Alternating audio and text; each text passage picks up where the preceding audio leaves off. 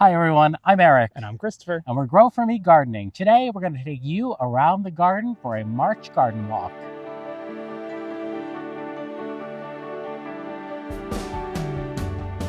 All right, well, welcome to our garden here in upstate New York, Zone 5B/6A. We have just experienced what we hope is the final snowstorm of the season. Fingers are crossed. Fingers crossed. It seems like almost every March we get something that comes in the late part of the season, beginning of spring.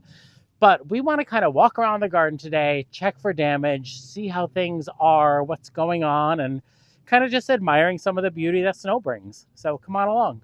So everything up here in our island bed looks pretty good. I mean, the winter gem boxwoods are definitely in need of a trim this year for sure. They're greening up too. Yeah, they were greening up pretty nicely. You can see some of this growth here is maybe a little bit questionable that they might have pushed in the warmer spring. Oh, that's okay. Yeah, but you know, all of this looks good. I mean, thank goodness we had pruned this up, because if we hadn't pruned this up over winter, a lot more ice would have accumulated on it and probably bent it down. Yes, that's the interesting thing about this particular storm. We had about 5 inches of snow and then about a half inch, maybe a quarter inch of ice. So every tree, everything has been covered in a layer of ice. The tulips all look fine. The wee whites, everything up here is going to be totally fine. Vanessa bells are looking good. This right here, Christopher, was one of my main concerns. I know I'm kind of like darting all over the place, but this right here, this columnar Hetzy juniper, had already lost a leader last winter or the winter before. And so I had come out a couple of weeks ago and kind of pruned it so that this would be the new leader. And then when I saw this under weight of snow, I thought, oh, we're going to lose the second leader. But it seems to be okay. It held up. It held up. Yeah. This arborvitae is so tiny, it's fine. This one is doing great. Spring Grove arborvitae. The juniper is looking really good. You can hear all the snow and ice starting to melt. This is our see how it was just tree. Everything was just fully saturated. Yeah. But one of the reasons you want to stay on top of your boxwood pruning, in which we have to admit we did not prune our boxwoods last year, is it gives them a much, you can see where it's like denser growth here, and then last year's growth had grown out. So I think this year, when we keep getting this heavy wet snow, we got to keep these well pruned so they have really strong branching and nice thick growth. So you can see, of course, there was ice on everything. This particular boxwood, it is completely squashed. Oh no, look, that's a sprinter boxwood. That's going to need quite a bit of pruning to reshape that. And actually, Eric, if you come up over here, look at the difference between the sun side and the shade side of this columnar Scotch pine. Yeah, it's very heavy. And I hesitate to knock the stuff off of it because I don't want to break it. Yeah, this leader here on this Hinoki cypress, this was bent all the way to the ground when I came out to look at it earlier. But everything's rebounding nicely, so that's good. I'm not too worried about it. This is an old bloom, or an old wood hydrangea. It's called Light O'Day. These right here, this is what, if your blooms look like that, they're shot, pretty much. So these are shot, but the ones down underneath in the snow are probably okay. Yeah, because they're insulated. The snow actually kind of helps us out in that way. Get rid of some of these icicles. All the sprinters have the same treatment. Yeah, the sprinters have really splayed out. But look we have our very own Hooville tree. It's really cute, actually. This is much better than it was. It was bent pretty far. I've got quite a bit of footage of how bad things looked, but that's all right. It's all going to be fine. This was a particularly anti-boxwood snowfall. Yeah, this is another sprinter here, and that's pretty bad. So let's see what we got going on out here. We did have a lot of daffodil foliage coming up. We had a couple blooms on some scilla. So this was actually going to be a very cute early spring tour that's turned into a late winter tour. So right here is the back of this Hetzi columnar juniper, and you can see the north side of it is still covered in ice and snow. Right underneath it is our Dandyman color wheel rhododendron. I hope those buds are okay. They probably are. I hope so. I feel like they had enough snow on them before the ice came. But, oh, the sun's coming out. That's good. Look at the structure on our Weeping Ruby Falls red bud. So pretty. It looks like it's starting to push. The buds are swelling on that. All the Invincible Sublime hydrangeas will be fine. Yeah, this is all good. Haven't even pruned back the Lady of Shallots yet. No, They're going to be okay. Not going to do those roses for a few more weeks. And behind them, I don't know if you can see on camera, but there are now 6 little eye hooks that we're going to be affixing wire to, so we can really control the Lady of Shalott in a more vertical and less all over the place direction. The Tromnar looks very good. We've been really brainstorming and thinking about how this whole garden bed is coming out. Probably to about here, right? And I feel like we can kind of see the curve. Yep, and then it'll wrap right into that curve. And then let me just walk back on it. So as you can see, we're participating in the get rid of your lawn movement. I think it's going to look so good. Yeah, I think this is going to be pretty good, right? Yeah, that's about it. So this will be a whole new garden bed here.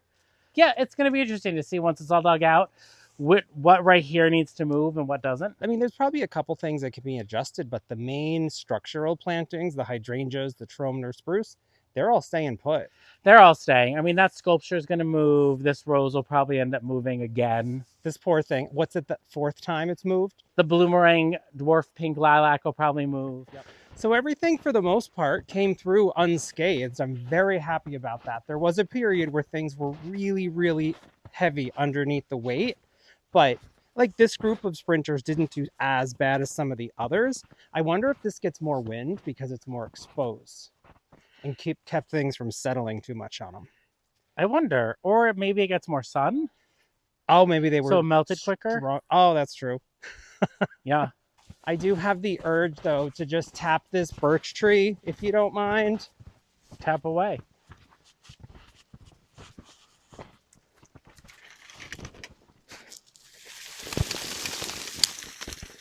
Good thinking putting your hood up. Is it better? It is better. Got to keep it fun, right? Yeah. We were a little worried about buds on things like the viburnum, but these actually look okay. Do they look okay? Because it has been very cold. See right here? Oh, this yeah. looks all right. I think they are going to be okay. We lost the buds on these last year with a late May freeze. I will say one of the funny things is the wind was so intense that it was blowing the covers off of the patio furniture. So we took the covers off and put them away. And then it was blowing the patio furniture that way.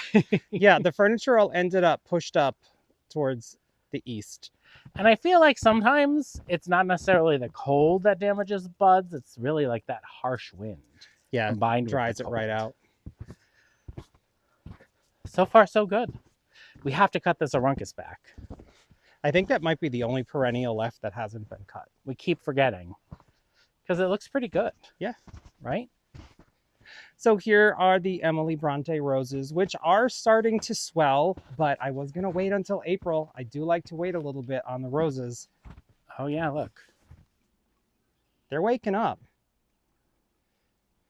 And I would say this is such a beast of a rose. I'm not worried about this one bit. This is going to be the rose where I show everybody how I do the rose pruning because, I mean, you could take this to the ground and she'd be okay. Emily Bronte is a beast. She really is a beast. I'm excited about working on this climbing rose, the Woolerton Old Hall. There's some nice starter canes, but we are going to try to go up to the top of the fence a little bit. A little bit of it'll go in this direction and the rest will all come this way. I do think that we might not need this trellis anymore because once we've established some horizontal wires, which I have a bit of a brainstorm on how we're going to do that, we found out that if we drill into the fence the warranty gets demolished. So I think if we put zip ties in around a few places and run wire through that, it'll give us that nice support to go horizontal and get at least maybe 3 or 4 horizontals and let the top really explode. Be a really beautiful way to feature the Woolerton Old Hall. What's also nice about this snow, Christopher, is that the snow is white and it shows that our fence is beige. Yes, you can see. Everyone thinks we have a white fence, but we don't. Our fence is very beige. Matches the trim on the house. Yes.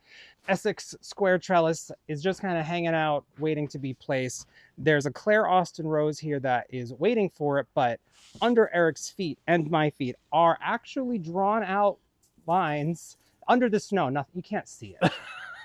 He just filmed some snow for y'all. Underneath, there is actually a line where we're going to be reshaping this bed a little bit to give it a little bit more room. We have mentioned that this forsythia is going to the top of the hill. It is time for this to move. You know, forsythias, I don't want it as a feature. I think you would agree, Eric. Yeah, I agree. It's gonna move. It's gonna be a beast to move, but we're gonna move it, and we're putting. This is where we are putting the wabi sabi.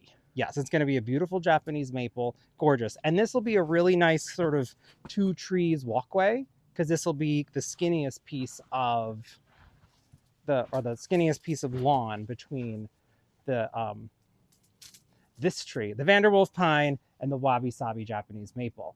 There's 2 things that happened on this side of the house that were very, very interesting.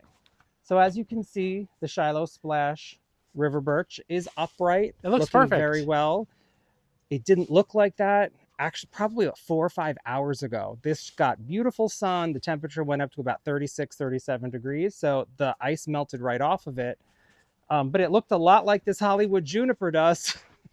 Yeah, that Hollywood juniper was planted in the fall. I don't know if it was planted very thoroughly. We're going to pull it out. It was planted thoroughly. I think that some rodents got in underneath them. It made a little home in there? Yes, because it started falling forward, and I have tried to push it back a few times. We'll replant it. It seems to be alive. It better be, because I really want this to I'm sure flourish. It's alive. I think it's just, it's just tilted in its hole, and we'll just pull it out and replant it. Yeah, and that'll be great, because that'll grow beautiful and wide, give a nice texture difference to the Shiloh Splash and the Wabi Sabi Japanese maple. So right here is our weeping Norway spruce. I love it so much. And again, another great example of why winter interest is so important in your garden. Firelight tidbits are looking great. Gabriel oak has such dark stems that normally when you're looking for like dieback on a rose, you would look for really dark stems. But Gabriel oak just has naturally dark stems, so it's kind of hard. You have to look a little bit closer. So once the snow's gone. But Christopher, look at this Jane magnolia and how budded up it is. Completely covered. It is ready to go. This is going to be beautiful. And underneath it, we have a ring of hyacinths. And did you add in tulips at some point? I did add tulips in last year. Yes. You did put tulips in? Yep. All right. Well, let's end the tour up over here. Another winter gem doing very well. But these containers... Hopefully this is the last time you see them for the season. These were our winter containers with the cardinal dogwood sticks. Inside is a little North Pole arborvitae. These are going to be pulled out and planted along the property line. And then these are all the cuttings that we foraged for at the back of the property line. So these 2 containers are going to be emptied out, and we have some fun things planned for these. We might even be replacing the actual container themselves. We're still working on kind of what's going on with that. Looks like everything did very well in the winter storm, minus a handful of boxwoods. So thanks for joining us on a quick walk around to check on the storm damage after our late March storm. Again, I'm Eric. And I'm Christopher. And we're Grow For Me Gardening. Thanks for growing with us.